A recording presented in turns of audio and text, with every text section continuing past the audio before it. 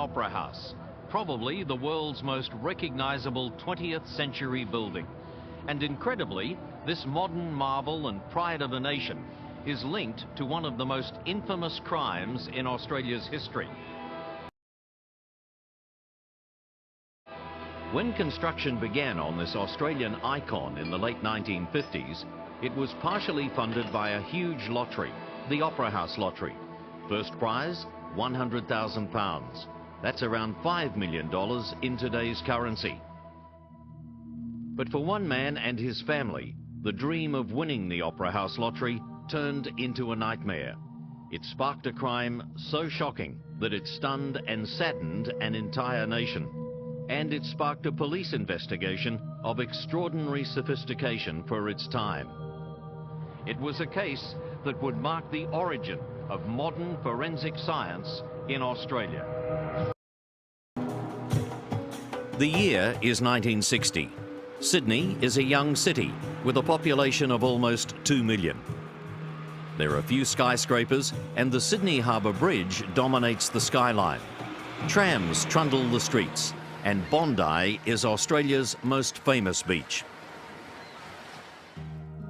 Bazil Thorne is a 37-year-old commercial traveller living here at Bondi with his wife Frida and their 2 children, Graeme 8 and Belinda 3.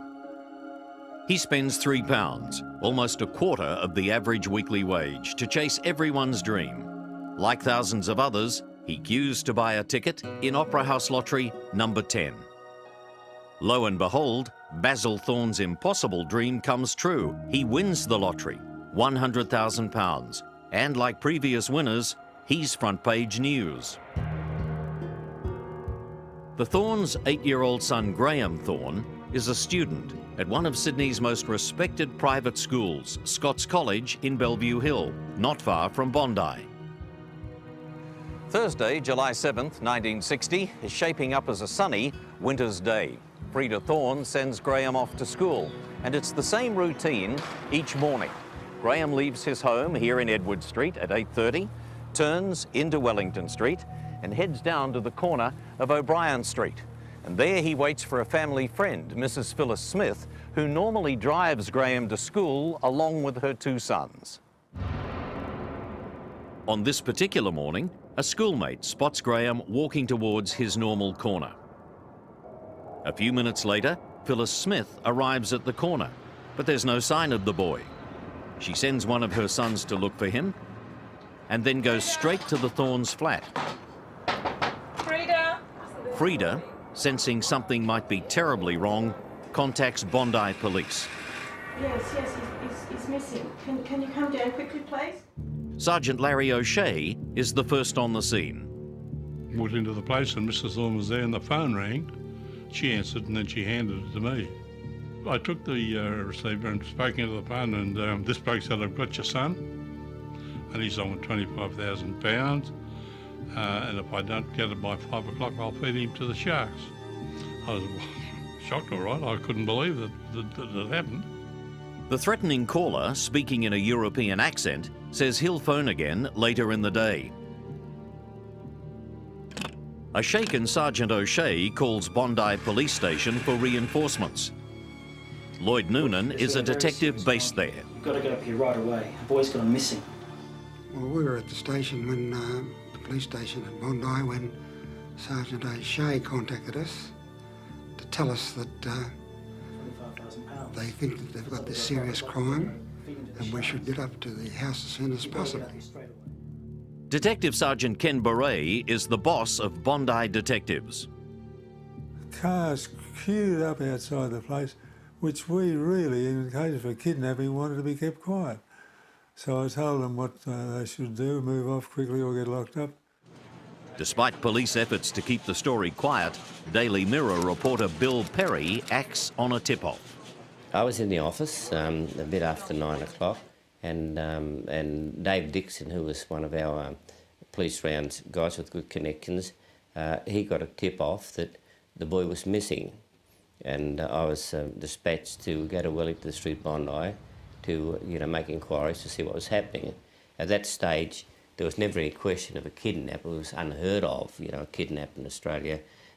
Even the hardest criminals wouldn't have done anything to a child. So I just went out there thinking that I'm going to interview somebody about somebody who's missing, you know, a lost kid. Well, initially, we didn't want the media involved. We wanted to have time for the kidnapper to come forward and present his demands without anybody knowing about it, so that we could take the necessary action. The story is broken by legendary crime reporter Bill Jenkins in the afternoon paper. Freda Thorne, driving around Bondi with detectives searching for her son, sees the Daily Mirror poster. She is devastated. The only thing I remember, she came back to the flat where they were living, and she was most upset, and we had to settle her down because of that headline in the media. Bazil Thorne is in northern New South Wales on business when Graeme goes missing. On his return to Sydney Airport, he's told that his son has been kidnapped. That evening, less than 12 hours after Graeme's disappearance, Bazil goes to Bondi Police Station, and under the glare of television lights, he makes this impassioned appeal. You right? I'll be right, I think. Is there any appeal you'd like to make to... Well, all I can say is that the person that's got him, if he's a father and got children of his own, well, for God's sake, send him back in one piece. I can't. All right, gentlemen, if I could do the last, thanks. Sorry. When 8-year-old Graeme Thorne is kidnapped on his way to school and a demand for a £25,000 ransom is made, a massive police operation swings into action. Freeman and his men are deeply concerned for Graeme's safety. Many of them are fathers themselves, and even the most hard-bitten of policemen are upset and emotional, finding it hard to believe that such a thing could happen in their city. When the news spreads throughout Australia that a young boy has been kidnapped, the public is anxious and incensed. A general alarm is issued. Police begin monitoring major roads, air and seaports. They search every conceivable hiding place and even enlist the help of some of Sydney's most notorious criminals. The New South Wales government reacts to public anger and considers making kidnapping a capital offence. We propose amending the Crimes Act to deal with a situation of this kind. It's something without precedent, and of course the law as it stands will provide a maximum penalty of 10 years. I think, and I'm sure everybody in this state of ours thinks, that that's altogether too small. The government posts a reward of £5,000 for information leading to the arrest and conviction of Graeme Thorne's kidnapper.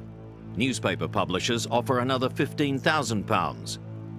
Rupert Murdoch has just recently bought the Daily Mirror from newspaper baron Ezra Norton. And by the next morning, the story of Graeme Thorne's kidnapping is dominating the news. Thousands of calls are pouring into police. Detective Sergeant Larry Foley, a 26-year veteran, is assigned the task of setting up a nerve centre at Bondi Police Station, collating the running sheets. A massive canvass of the surrounding streets turns up no sign of the boy. Information is coming from everywhere, but much of it is vague and misleading. At this early stage of the investigation, some small clues have been uncovered. A stocky man of olive complexion was spotted sitting in this park, directly across the road from the Thornes' home on several days leading up to the kidnapping. It's a similar description to the one that Freda Thorne has given police of a stranger who knocked on her door 3 weeks before her son's abduction. Mrs. Thorne answered the front door on this particular day, and there was a man there of European appearance who said he was a private inquiry agent and was looking for a Mr. Bogner. And of course Mrs. Thorne said, "I don't know of any Mr. Bogner." There was never any person by the name of Bogner located throughout the investigation. Thank you very much. Another investigator, Detective Sergeant Brian Doyle, unearths a key witness. Cecil Denmead, a resident of Bondi, tells Doyle that he'd seen an iridescent blue 1955 Ford Custom Line parked less than 100 metres from the Thornes' home on the morning of the kidnapping. Detective Sergeant Doyle dispatches 25 police to the Department of Motor Transport's Sydney headquarters. And I think it took us 3 or 4 days, and we had to go through every card and check and write down the particulars of everyone we found to be a Ford Custom Line dark blue. Fortunately, that guy that did identify the car, he knew his car, and that saved us a heck of a lot of time. Police check more than 270,000 cards and find that there are 5,000 1955 Ford Custom Lines scattered throughout the state. Every one of those 5,000 Fords is cited, and where possible, the owners are interviewed. Another breakthrough comes the day after the kidnapping, with an important discovery in bush on the other side of Sydney Harbour, about 20 kilometres north of Bondi. It's Graeme Thorne's school case. That was the first evidence, of course, of any of his possessions. Nothing had been found from the time he disappeared. To my knowledge, there was no trace of him whatsoever. And that suitcase with his little apple in the apple. By dawn the next morning, several hundred police are combing the untamed bushland. Navy helicopters, Army commandos and police skin divers join the search, along with sniffer dogs flown in from South Australia. Even local children are drafted into the search. And every inch of probably a square mile of where the school case had been found, and I think it had an apple or something in it. But that search revealed nothing, but it went on for a couple of days, inch by inch, yard by yard, trying to find something. Graham's personal effects are minutely examined, but they reveal no real leads. There are numerous alleged sightings of Graham in theatres, cars, shops and streets all over Australia.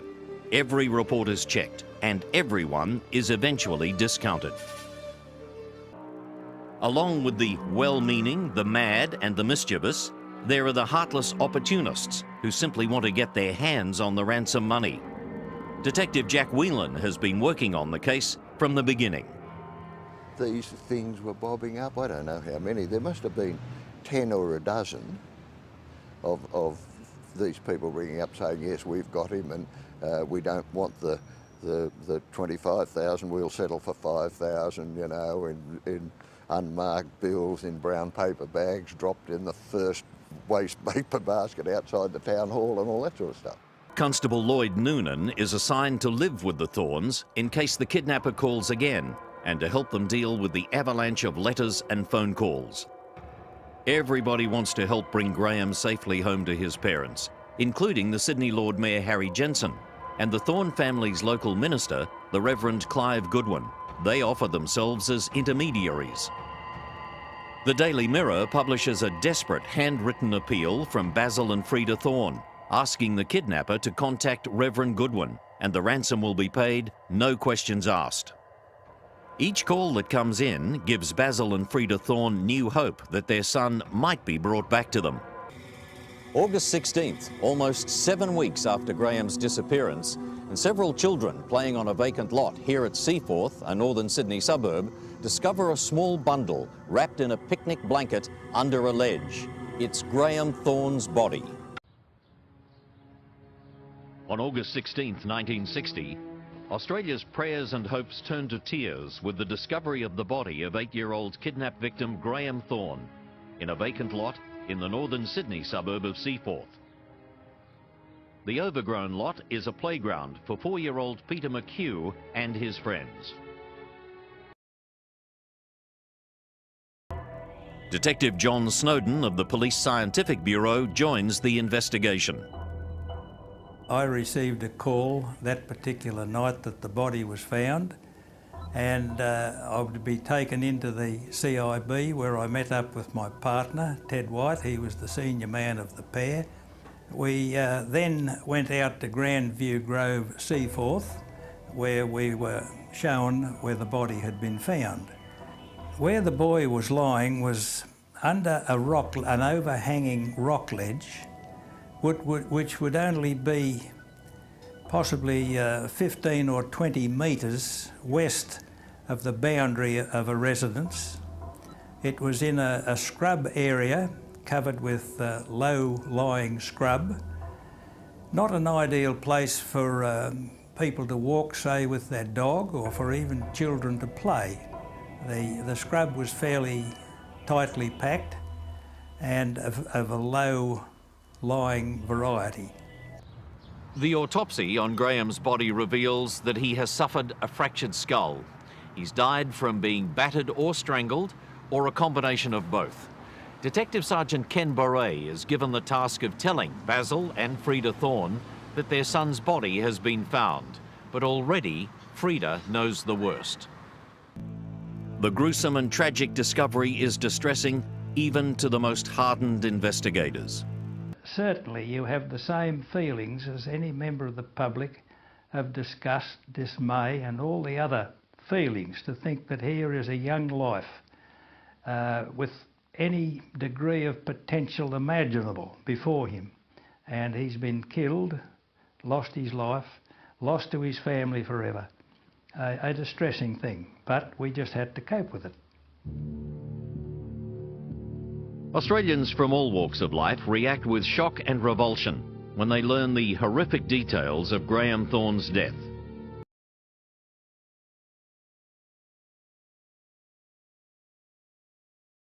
Police are now more determined than ever to find the murderer and bring him to justice.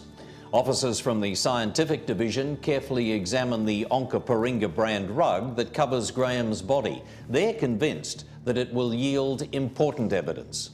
When it was brought to the scientific section, it was placed on what we called our examination table.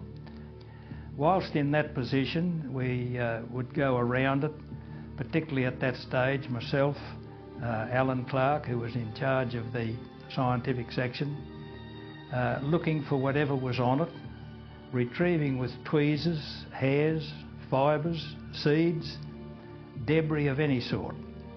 Now the hairs and fibres went to Dr. Cameron Oliver Cramp, who was the government microbiologist. Dr. Cramp decided that the hairs that he was examining under his microscope came from a Pekingese dog and from no other breed. A professor of plant pathology, Neville White, examines traces of soil and vegetable matter found on Graeme's clothing. Dr. Joyce Vickery, a noted botanist from the Royal Botanic Gardens, is asked to examine samples of foliage collected from the blanket covering Graeme's body. We found that there were two plants which proved to be of significance that we knew as garden plants, but were not bush plants, were not present at the site where Graeme Thorne's body was found, and therefore must have been become attached to the rug and clothing somewhere else. Dr. Vickery's team includes Barbara Briggs, a young botanist in her first year at the Botanical Gardens. I think I worked on it for a couple of days probably. I think I was fairly very early on realised what it was likely to be, but then I had to compare it very carefully and critically with specimens of the species that I believed it to be from our collection. On August 19th, 3 days after Graeme's body is discovered, residents here in Clontarf tell police about a neighbour who owned an iridescent blue Ford Custom Line. They also inform them that the man moved house on the day of the kidnapping, and they haven't seen him since. His name, Stephen Leslie Bradley. The neighbours also tell police that Bradley's wife Magda and their 3 children left home that very morning in a taxi, and Bradley didn't come outside to farewell them. Soon afterwards, Detective Sergeant Brian Doyle visits Stephen Bradley at his place of work, the poker machine manufacturer's Nut and Muddle. Doyle discovers that Bradley was a Hungarian immigrant, born István Baranye in Budapest. He migrated to Australia in 1950, where he changed his name, and later married his second wife, Magda. He tells Detective Sergeant Doyle that he sold his house in Clontarf and was moving to a flat in Manly on July the 7th, the day Graeme Thorne was kidnapped. He admits to having owned an iridescent blue Ford Custom Line, which he has since sold to a car dealer. But he insists that the Custom Line was never out of the garage that day. He'd waited for a removalist's van to take away his furniture and then had spent the rest of the day home alone. At this point, Bradley is nothing more than another person of interest. While police work around the clock to find the murderer, Graeme Thorne's funeral is held at St Mark's Church, Darling Point. Hundreds turn out spontaneously as police escort the cortege to the cemetery, accompanied by the Scots College Band. Meanwhile, Detective Constable Harry Tupman goes to Adelaide to investigate the origin of the rug in which Graeme was wrapped. Tupman establishes that the rug is one of 3,000 manufactured at the Onkaparinga Mills in 1955 and 1956. But he also finds a connection between the rug and Stephen Bradley when he visits the Melbourne store that had sold that particular rug. From there, he tracks down the person who bought it. So I went from Adelaide to Melbourne, and there was a gentleman known to be an associate of Mrs. Bradley, and for that reason I got the assistance of the Melbourne CIB, and we located him. I think he was working as a kitchen hand, and took him back to Russell Street, where I interviewed him at some length, and he admitted that the rug that I showed him was identical with a rug he had given to Mrs. Bradley on the birth of her child.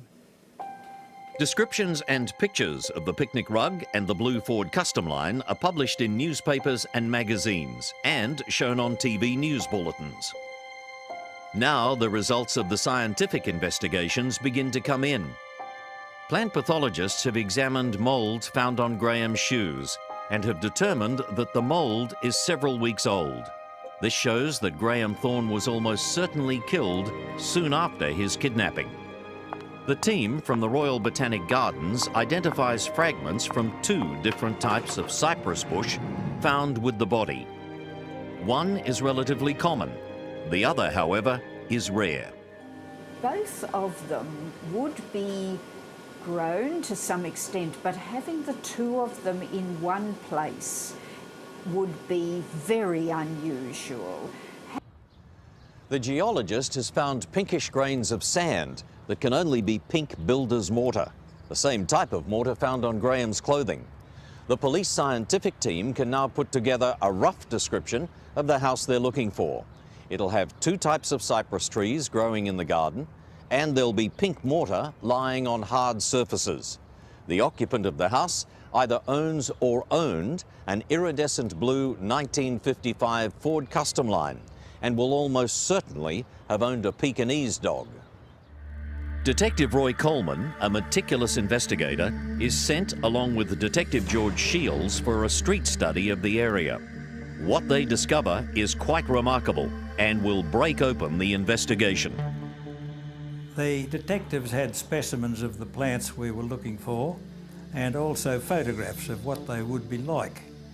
And with that information, a postman said that he did know of a place where there was an iridescent blue Ford. These people had moved out though, he said, and he thought that the house was built with pink limestock mortar, a little bit unusual in that area. And he said there were some unusual plants in the garden that looked very much like the samples that you've got. And he referred us to a house in Moore Street, Clontarf, which was not a terribly long distance away from where the body was found. The man who owned this house and who moved on the day of Graeme Thorne's kidnapping is fast becoming the prime suspect. That man is Stephen Leslie Bradley, the same man who'd been interviewed by Detective Sergeant Doyle and who had admitted that he owned an iridescent blue Ford Custom Line. But now police have a new problem. Bradley has already fled the country. But Bradley has already sailed out of Sydney with his family aboard the ocean liner Himalaya, bound for London. When the Himalaya berths in Melbourne a few days later, Bradley sends a letter to real estate agent Harry Peachy. Well, that morning they came in, they asked if I knew a Stephen Bradley, and I said yes, I knew a Stephen Bradley. He was a tenant of mine up till recently when I'd received a letter from him telling me he was going to vacate. And they said, did I still have the letter? And I said yes, and I gave them the letter as far as I can remember. It became evidence as far as I know. The evidence against Bradley continues to mount. Police from the Scientific Bureau returned to the house in Clontarf that Bradley has recently sold.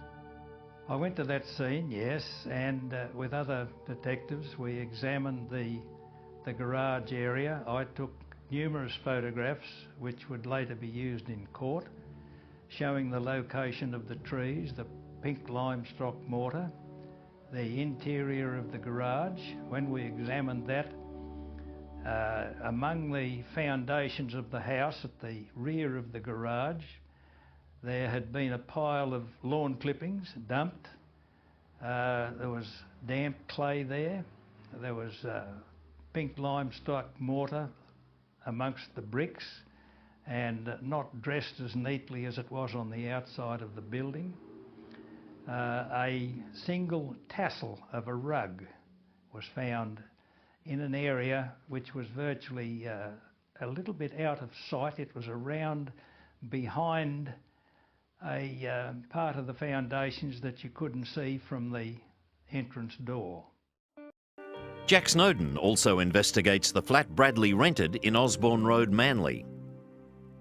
At the side of the flat on the outside, amongst a pile of rubbish, a crumpled up length of 35mm black and white negative was found.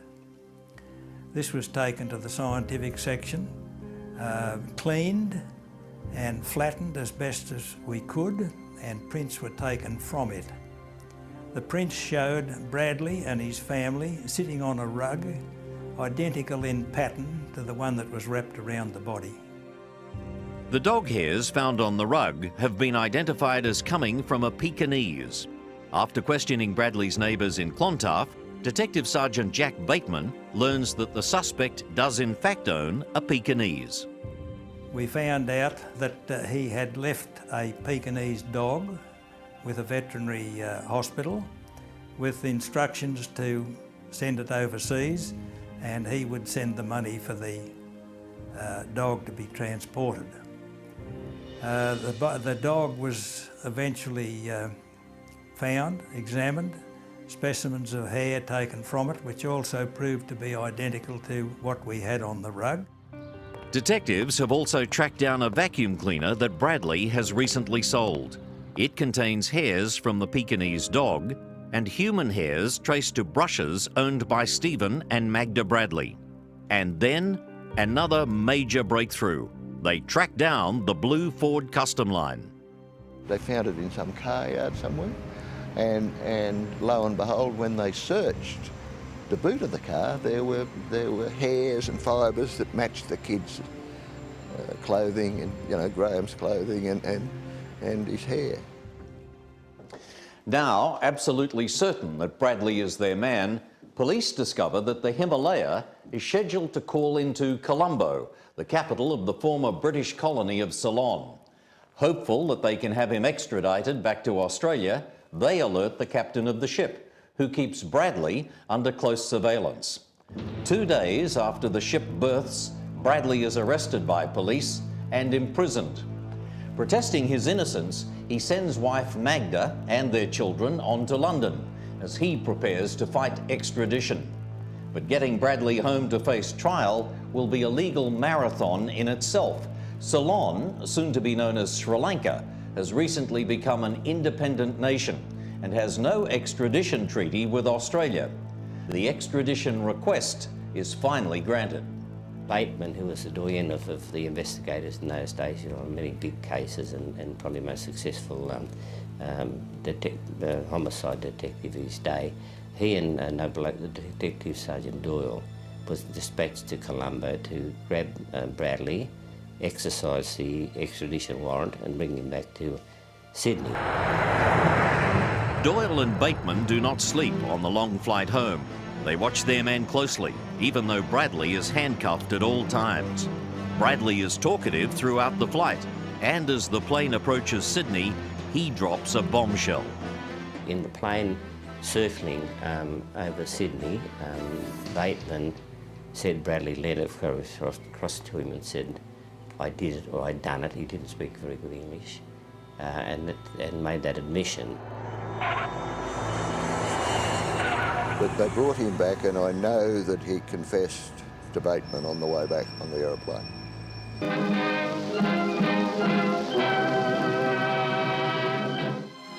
A big squad of police waits at Mascot Airport as the Comet bringing Stephen Leslie Bradley back from Colombo lands and taxis along the tarmac. Special precautions are taken to keep Bradley out of sight. Uniformed police form a semicircle round the plane as it stops outside the international terminal. News cameramen are ready as the passengers alight, but there's no sign of Bradley or the two detectives, Sergeant Doyle and Sergeant Bateman, who escorted him from Colombo. They've left the plane by the cruise door and leave the airport by a rear exit gate. Later that day, Bradley appears in Central Court and is remanded in custody to the Coroner's Court. 2 days later, he's placed in a police lineup. Frida identified Bradley, but she refused to put a hand on him. And Bazil also identified him, but refused to put a hand on him, as requested by Sergeant Kay, who was the officer conducting the lineup.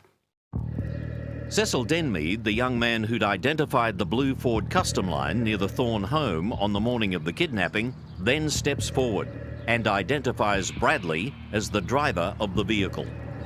I went through all that procedure and I had to go up and touch the guy on the shoulder as an identification. Whether they do that now or not, I don't know, but that was what I had to do. When I touched him, he didn't flinch. Yeah, didn't even move. The inquest begins on November the 22nd, 1960, 4.5 months after Graham's disappearance. The evidence from police, scientific experts and numerous other witnesses is conclusive. Stephen Leslie Bradley is ordered to stand trial for the murder of 8-year-old schoolboy Graeme Thorne.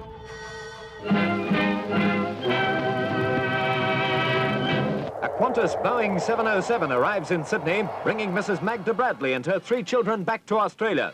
The state government paid the fares to enable Mrs. Bradley to appear as a defence witness at her husband's trial. 6 uniformed police are present to clear a path for the Bradleys as they make their way to the state government car, which drove them off to their city hotel. Later, she spent 2 hours with her husband's counsel, the public defender, Mr. Vizard. Mrs. Bradley saw her husband in Long Bay Jail for the first time since his arrest in Colombo. Detective Sergeants Bateman and Doyle will be 2 principal Crown witnesses as Stephen Leslie Bradley goes on trial for murder. Australia's trial of the century begins on the 21st of March, 1961, with Justice Clancy presiding. Crowds flock to the court.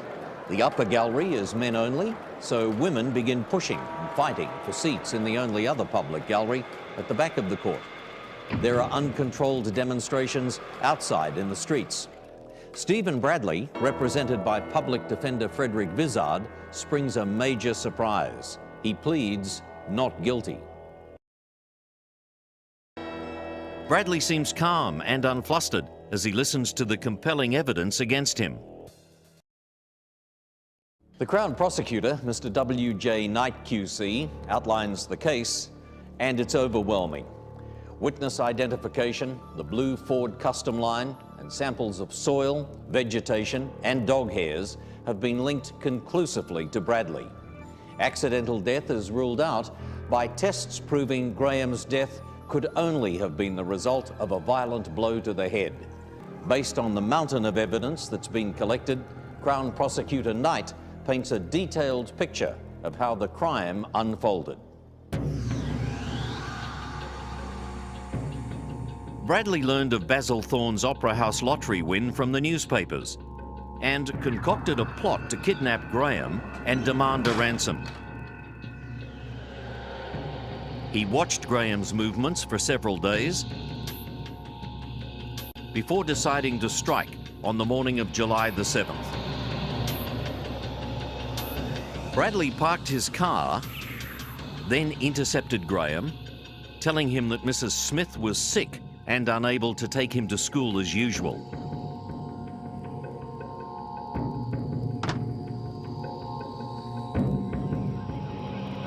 It's believed he then drove Graeme to nearby Centennial Park. It's almost certain that this is where he murdered the boy and threw his body into the boot of his car.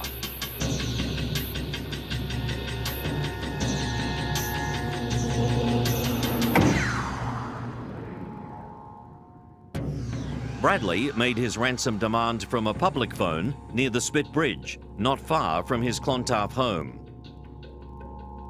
He then took the body home, wrapped it in the Onka Paringa brand rug, and dumped it in the vacant lot in Seaforth. Later, he tossed Graeme's school bag into bush near the Wakehurst Parkway in Sydney's north. He then sold his blue custom line and other personal effects, including his vacuum cleaner, before making arrangements to escape the country on board the Himalaya. Frederick Vizard's defence of Bradley is as professional and vigorous as possible. He calls Bradley's wife Magda as a witness. She'd returned with their children to support Bradley. But after an 8-day trial, the verdict comes quickly. Bradley is found guilty of the kidnapping and murder of Graeme Thorne. The court erupts.